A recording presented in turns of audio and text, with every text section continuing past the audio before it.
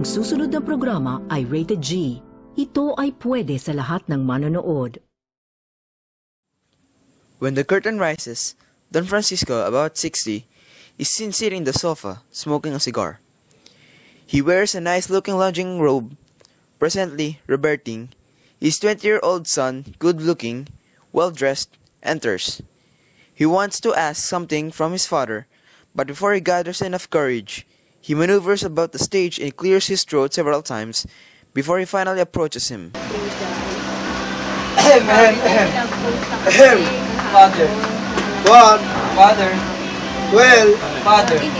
again, Well, it's about like this. like this what? Sorry to explain, Father. If it isn't, then come back when I'm through with the paper. Better now, Father. It's about money. Money? What money? Well, you see, Well, you see, I'm busy. I need money. Need money? Aren't you working already? 80 pesos, Father. 80 pesos? Why, you're almost earning as much as your father. You don't understand, Father. I don't understand. Please don't misunderstand me. Aba, you just said I don't understand. That means I'm not capable of understanding. How you say not to misunderstanding you? Meaning I'm capable of understanding pala. Make up your mind, Roberting. You see, what I'm having at least. Sige, go on. I want my old allowance. Diablos, you want your old allowance?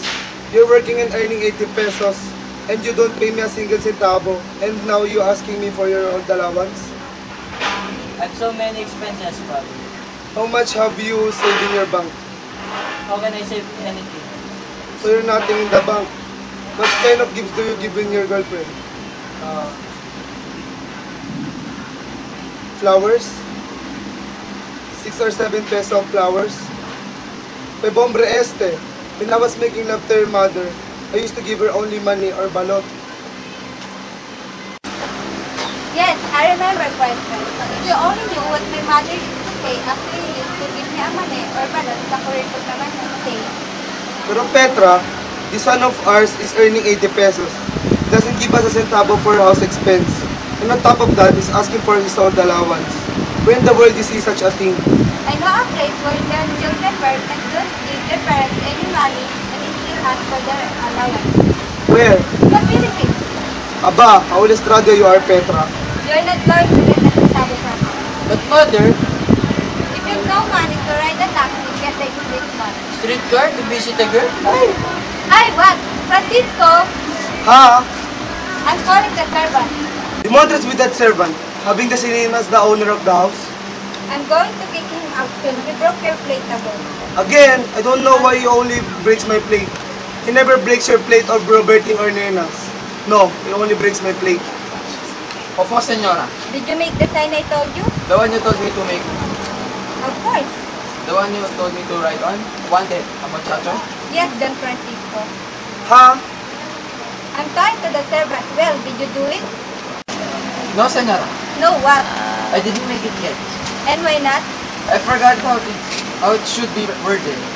I suddenly remember now. Kay stupido, hala, go out and make it immediately.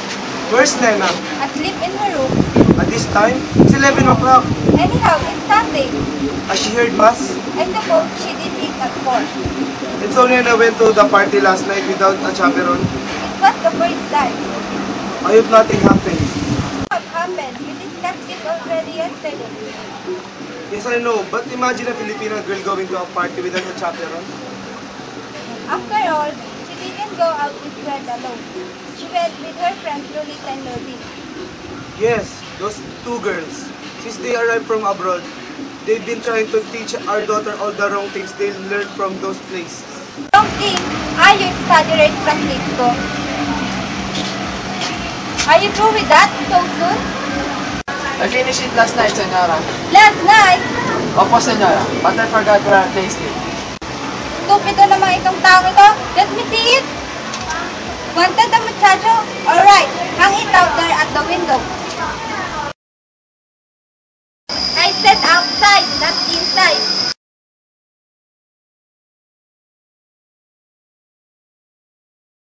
Ay, Francisco, you have to be my namesake. As I was saying, You're talking to me or the servant? Francisco, what are you still doing here? Go back to the kitchen. You were saying, Petra, As I was saying, I think you're being unfair to Nena. After all, she's grown up. Petra, my dear, virtue is ageless. I know that, Francisco, but chaperon is rather old-fashioned. Fashion may be in some other civilized countries. But isn't the Philippines civilized? In many ways, yes. But in some ways, it's uncivilized. Hi, Francisco. If Saturnino Balagtas, our great patriot, should hear you now. Where did you get that idea? The Balagtas first name is Saturnino. You mean Francisco? Saturnino, Francisco, both end in O. Yes, that's why when you call out my name, Francisco, the muchacho rushes in. Anyhow, our women can take care of themselves. Are you sure? Especially, they receive an education. For instance, our Nena is in her senior year in education at the University of Santa Clara. She's even taking some courses in home economics.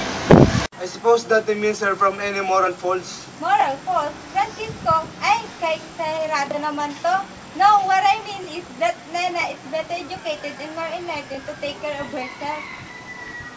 This Petra naman, you don't see the point. Education, even a university education with all the letters of alphabet after a graduate's name, is not the moral education. Training the mind is not training the heart. But if the mind is trained, why the heart will be ruled by the mind? No, Petra. If a person is intellectual, it doesn't ipso facto make him moral. Ipso facto, that's very deep for me naman, Francisco. Very deep. Our daughter Nena will fall in deep water if we don't watch out. Did you call me senora? Who you? Yes, senorito. I'm married to the senora, therefore I'm not senorito anymore, but the senor understand? Opo. I'm going to change your name from now on. You will be called Francis. Francis po? Yes, Francis, understand? Why not Paquito, senor? Or Paco or Francisquito? Because I don't want it. Now get out. Have to call him Francis too. For the time being at least. Until he leaves anyhow, when are you going to kick him out? That's why I had to sign up for CAP. Really hope you get a new one today. Father, I couldn't get a taxi, Your mother told you to use the streetcar. but I'm visiting my girlfriend. Visiting girls at this time of the day? It's nearly lunchtime. But she called me up. She wants to see me right away. It's very important. Roberting, you went to the party last night? Yes, Father, with Leah. You went to the party at Chaperon? Does Roberting need the chaperon? I'm not talking about Roberting. I'm talking about the girl you took out. Well, if you're going to lose your temper, I might as well be at the kitchen. Yes, Father. Yes, what? I took Leah at the party alone. You young modern people, do you realize that in my time when I was courting your mother, her father, her mother, her three sisters, her young brother, her grandmother, 5 first cousins, and 2 distant relatives sat in the sala with us? But why so many, Father? Because in those days, we were more careful about woman's reputation. But in those days, Don't tell me those days were different. Outward things changed like that styles of women's. Dresses and men's ties, but the human heart remains the same. but in other country, Father, There you go in other countries. The Philippines is different, my son. Our climate, our tradition, our innate physiology, all this make our people different from foreigners. but my girlfriend has studied abroad. Filipino girls who have studied in other countries acquired the outward customs and mannerism of people with tradition and temperament different from ours. But a Filipino girl can easily change temperament. It is born. Somebody's at the door. Francisco. Francis. Who's Francis? The servant. I give him a new name. Paquito. Francisquito. Yes, senorito. No. My son Roberting here is the señorito, but I'm the senior. See who is knocking. Tell him to sit down.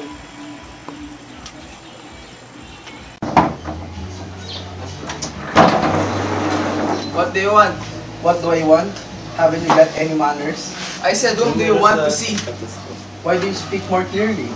What shall I tell the owner of the house? Who's the owner of the house? The senora, of course. Why is he a widow? Not yet. Tell your senora I want to see her. Which senor? Which senora? How many senioras do you have? There's Senora Petra, Senorita Nena. Gago, call Senora Petra din. Opo, sit down. Here are some cigars. Yes? Good morning. Good morning. What is that? I saw that sign on that window. Yes? It says, wanted a muchacho. Why? Yes. Are you as a detective? You flatter me, senora. A girl told me once that I'm a very good looking. Really? That's very interesting. Women sometimes tell the sweetest lies. Do you mind it? Of course, I don't mind. Go ahead and ask any questions. Do you mind if I ask what can I do for you? I'm applying. Applying to do what? I'm applying for the job. What job? That. You mean? Yes, I'm offering my service. That's right. I don't look like a muchacho or mayordomo. My mother always used to say I would amount to something. Confidentially, my mother wanted me to marry one of the president's daughters. President daughters? You mean the president of the Philippines? Yes, why not? Is there anything wrong about it? And you wish to work here as a mayordomo? That's it. I can watch the house when you're out, accompany the children, if you've any, to the movies or to the parties. What else? I can do many other things, like sing. Never mind your social accomplishment. What's your name? I was baptized Marcelino, but my mother calls me Pablo because I remind of her brother who spent 2 years in jail. Oh, good morning. Have you been waiting for so long? No, I just talked to the senora. Okay. Yes, why don't you sit down? I will. Did you come for some business? Business? Oh, business of a sort. That's good. That's a nice lounging robe you're wearing. You like it? I certainly am going to buy exactly like that. Thank you. Imitation these days is the sublest form of flattery. Of course, mine will be more expensive. Undoubtedly, you must be a man of means. Of means? Well, sort of. I wonder what's delaying Francisco. Francisco? I'm Francisco. You are Francisco? Yes. Well, if you are Francisco, the senora told me to ask you for the instructions. Aren't you the servant here? Servant? I'm the house owner. Oh, the owner. Excuse me. Is this the way to the kitchen? Where's the Sunday paper? Oh, there are wait. How was the party like? So, mother, where's inside the page? Probably your brother Roberto looking at it. So you're awake at last. Have you had breakfast? Breakfast when it's married well? How's the party? So. Aba, where's the cigars, Petra? Why? I played the half dozen this their morning. Half a dozen? I've smoked only so far. I wonder. I'm wondering too. I'm still sleepy. Wait a minute, Nena. Sit down. What is it, father? So we went to the party alone last night. This Francisco naman. I told you she was out with Fred. Anyhow, I hope that's the first time and the last time you go to the party and Chaperon. There's nothing wrong, father. After all, I'm an educated girl. Yes, Francisco. She can take care of herself. Can't you see she's educated? So, you're awake. How's the party last night? So. Why are you here? I didn't have a taxi. No money. I told you to take this big car. And anyhow, I could see her this afternoon. Accidentally, I met Fred's mother a short while ago. Fred's mother? She was here at the Martinez stock station. What were you doing at the taxi station? Trying to get a taxi on a credit? I suppose. Did you get it? Get what? A taxi. No. Anyhow, Fred's mother, What about her? she said she was coming today. What for? She didn't tell me. Fred's mother? You mean that young fellow I went out with last night? Yes. Did she say where she is coming? No. But she seems so at me. In fact, she seems so at you too, Father. At me? She said Tell your father, Kiko. I'm going over to see him. She called me Kiko? Yes. She didn't call me Don Kiko at least? No, but simply Kiko. Dinner is served. Hoy! Don't shout that loud! Who is he, mother? He's the new mayordomo. Mayor, what? He's the new servant. Hoy! What do you mean, Hoy? My name is Pablo. You may call me Paul. My name is Francisco. The senor calls me Francis, but I prefer Paquito. Another amo, who used to call me Frankie. What do you want, Sinatra? The senora wants you in the dining room What for? to serve the dishes. That's your job. I'm not a muchacho. I'm a mayordomo. Didn't you answer that sign over there at the window? Wanted, a muchacho. Yes, why? Then you're a muchacho, like me. I want you to understand that I am not a muchacho. Huh? You look like a common muchacho to me. Don't let me catch you saying that word again. Suplado! Aha! What are you two doing here? Don't you know we're already eating? Where's Daniel Petra? She's eating. Sit down. How the senora and mine are all so, it's you working here. How much you earning? Why? After treating you so well at home as a muchacho, now you come to work here without even giving me a farewell note.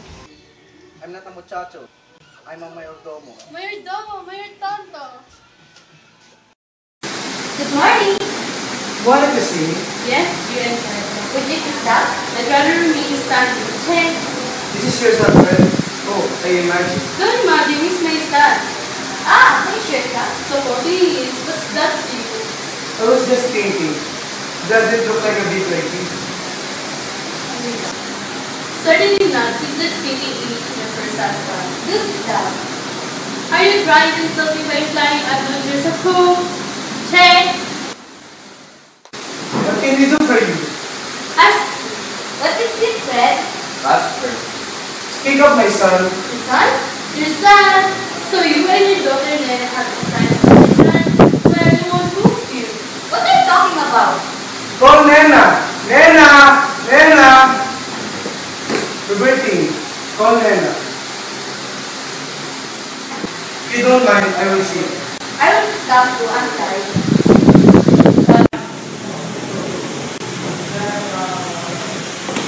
Nena, this lady wants to talk to you.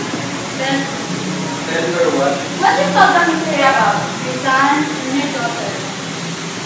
They went to the party last night, didn't they? Of course, they were to the party, but how did they go? As you saw the car, maybe they went to the store. Your son has a car and it's all paid for, but that isn't the point. What's the point then? That's what I came to find out. Nena, what happened? Happened? Yes, last night. What happened? I'm asking you. What happened, Nena? Why, nothing, Mother. Nothing? Nothing, Mother. Nothing? Check. A girl going to a party and chaperon and nothing happened? What really happened, Nena? Nothing happened and you know it. Check, how dare you shout at me? Don't shout at my mother like that, Nena. Bobo, Sangala, standing there like a statue? Statue? What statue? Statue! Statue of Double! Double! Tonta! Hey, you! Don't start calling my sister name. She started it. Your son took my daughter out to the party last night. Why do you allow your daughter to go out? Nena insisted there was nothing wrong, but my intuition told me it might be wrong. Shut up, Fred! Why, Mama? You allow your daughter to go out alone with a respectable son. What's respectable about him? People saw them come and go on chaperon. Yes, and chaperon. Imagine a girl going up party alone. Then if my daughter was with your son, what's the danger was there? People are talking about last night. But what happened? What happened then? Here. Nothing, Mama. Nothing. Try to think. Something might have happened. Nothing.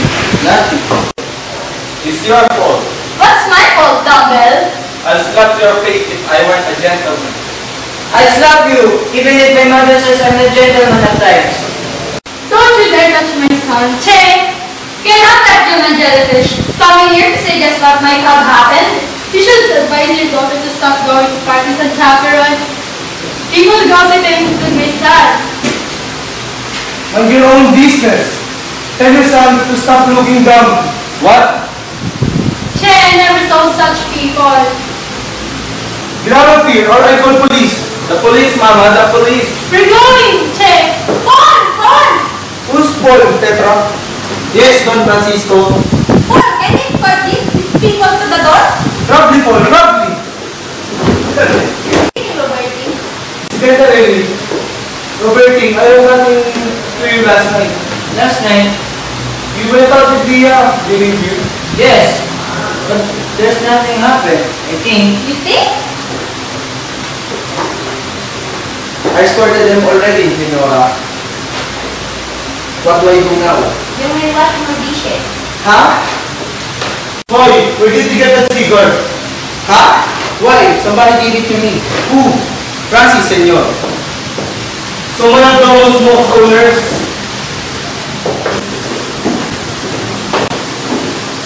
Boy, your coat! Get back to the kitchen, Frankie. Am I still a servant here, Senora? Yes, I suppose you will have to bear with me for a while. I won't have to put the sign anymore. Wanted a muchacho. No, make another one and put wanted chaperon. Wanted the chaperon? Yes, for our daughter Nena. Gabriel Cuenta, I'm her mother. Like a chaperon. Gabriel Cuenta, I'm her mother. Chaperon with Nena. Roberti! What is it, Mother? Isn't that your girlfriend, Lee? Why, yes. She's crying. Why, yes. And who is that old man along with her? That's her father. And he's carrying something. That is a gun. Tell them I'm out. Ay, Petra, we need 2 chaperon. Che.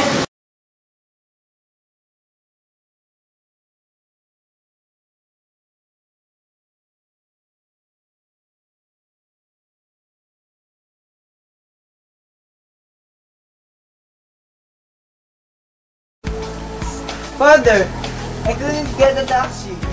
Your mother told you use that taxi. Father, I couldn't find a taxi. Your mother told you use the streetcar. But I'm visiting my girlfriend. Visiting girls at this time of day, the day, putang ina mo. We are going to visit Pepper. I might as well be at the kitchen. Yes, Father. Yes, what? Mother.